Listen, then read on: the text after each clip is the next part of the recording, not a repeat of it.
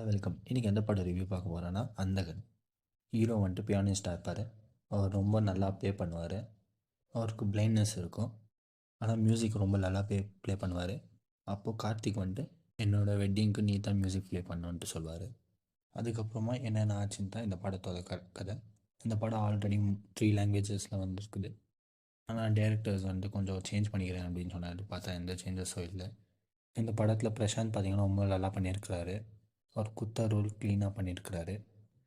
சிம்ரனோட பர்ஃபாமன்ஸும் ரொம்ப நல்லா இருந்துச்சு இந்த படத்தில். சமுத்திரக்கனி, யோகி பாபு அவங்க பர்ஃபாமன்ஸும் நல்லா இருந்துச்சு. ஊர்வசி, KS ரவிக்குமார் அவங்க பர்ஃபாமன்ஸும் நல்லா இருந்துச்சு இந்த படத்தில். சினிமாட்டோகிராஃபி பார்த்திங்கன்னா இந்த படத்தில் ரொம்ப நல்லா பண்ணியிருக்கிறாங்க. எடிட்டர் ஒர்க் க்ளீனாக நீட்டாக பண்ணியிருக்கிறாரு. இந்த படத்துக்கு மியூசிக் பார்த்திங்கன்னா சந்தோஷ் நாராயண் பண்ணியிருக்கிறாரு. அவரும் ரொம்ப நல்லா பண்ணியிருக்கிறாரு. ஃபஸ்ட் ஹாஃப் வந்துட்டு ஓகே மாதிரி தான் இருந்துச்சு. செகண்ட் ஹாஃப் ரொம்ப நல்லா பண்ணியிருக்கிறாங்க.